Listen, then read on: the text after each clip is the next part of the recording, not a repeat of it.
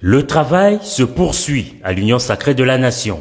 Une semaine après d'intenses travaux de la commission spéciale instituée par la plus haute autorité politique de la plateforme, les cadres se sont retrouvés de nouveau ce dimanche 10 août 2025 autour de Félix Antoine Tshisekedi Tshilombo, chef de l'État, haute autorité politique de l'Union sacrée, pour faire le toilettage de la charte et du projet de règlement intérieur du regroupement politique examiné et approuvé au courant de la semaine. Il était question d'entendre le rapport de la commission spéciale qui avait été mise sur pied lors de la réunion de samedi 2 août.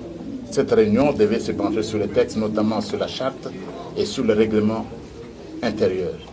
Nous nous sommes penchés là-dessus et le travail va donc continuer, va se poursuivre.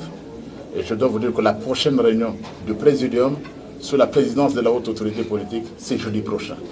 Jeudi prochain, nous allons finalement adopter tous les textes et la haute autorité politique sera à mesure de décider de la tenue du Congrès. Parce que c'est le Congrès qui, en dernière instance, va adopter. Nous sommes une instance démocratique. C'est le Congrès qui va adopter les textes de l'Union sacrée de la Nation. Ce Congrès devra se tenir avant le 15 septembre, mais la date précise, nous attendons de l'entendre de la bouche même de la haute autorité politique, son Excellence Félix Antoine Tshisekedi Tshilombo.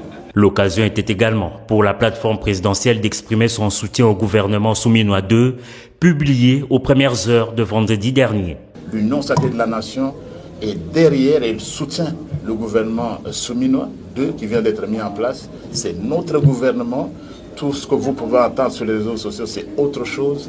Mais nous tous, comme un seul homme, d'après d'ailleurs, selon l'hymne de l'Union sacrée, tous unis, tous derrière la haute autorité politique de l'Union sacrée de la Nation, tous nous soutenons le gouvernement de son Excellence Madame Souminois. Ces travaux, a fait remarquer le secrétaire permanent de l'Union sacrée, ouvrent la voie à la tenue du congrès de l'USN. Entre-temps, des amendements sur la charte et les règlements intérieurs sont attendus ce lundi pour une délibération par la même commission avant la grande réunion le jeudi devant la haute autorité de l'Union sacrée.